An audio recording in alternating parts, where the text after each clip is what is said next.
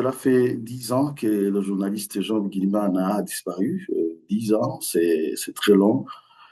Pendant tout ce temps, sa famille, ses collègues, tous ceux qui suivent de près cette affaire attendent justement de savoir ce qui lui est arrivé. Mais malheureusement, jusqu'à aujourd'hui, aucune vérité n'a été établie et personne n'a été tenu responsable de sa disparition. Pour nous, à la CBDDH, cette situation est très préoccupante. Et 10 ans, c'est largement suffisant pour qu'une enquête avance. Pourtant, les autorités n'ont toujours pas expliqué où en est le dossier, ni quelles démarches ont été menées jusqu'à aujourd'hui. Et ce silence fait souffrir la famille de Jean Wigilimana, mais il donne aussi l'impression que cette affaire est laissée de côté. Or, les victimes et leurs proches ont le droit de connaître la vérité.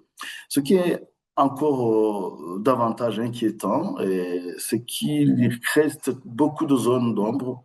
D'après plusieurs informations, Jean Guillemard a son rendez à un rendez-vous de travail lorsqu'il a été arrêté par des agents du Service national de renseignement. Quelques jours plus tard, deux corps ont été retrouvés dans une rivière, mais ils ont été enterrés sans être identifiés. La famille n'a donc jamais pu savoir s'il s'agissait de Jean Bigilimana. Il y a aussi d'autres éléments qui posent question, notamment la disparition d'un agent du renseignement qui aurait été en contact avec lui avant les faits. Ainsi, les menaces qui ont poussé sa famille à quitter le pays. Tout cela montre qu'il est vraiment nécessaire de reprendre cette affaire de manière indépendante afin que toute la lumière soit faite.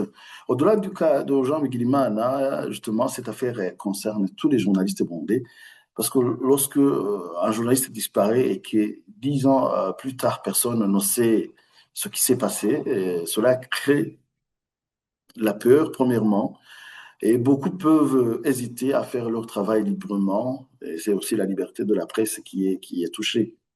Et c'est pourquoi nous demandons aux autorités burundaises de montrer qu'elles veulent réellement rendre justice. Elles doivent garantir une justice indépendante, protéger les journalistes, les défenseurs des droits humains, les témoins, les familles des victimes, et respecter aussi les engagements pris par le Burundi pour protéger la liberté de la presse et les droits humains. Et pour terminer, nous voulons adresser un message de solidarité à la famille de Jean Bigilimana, à ses collègues du groupe de presse Iwachu et à tous les journalistes qui continuent à exercer leur métier malgré les difficultés. 10 ans après, nous pensons que le moment est venu de dire la vérité. Il est temps que la justice soit enfin rendue, non seulement pour la famille de Jean Bigilimana, mais aussi pour que de tels actes ne restent plus impunis au Burundi.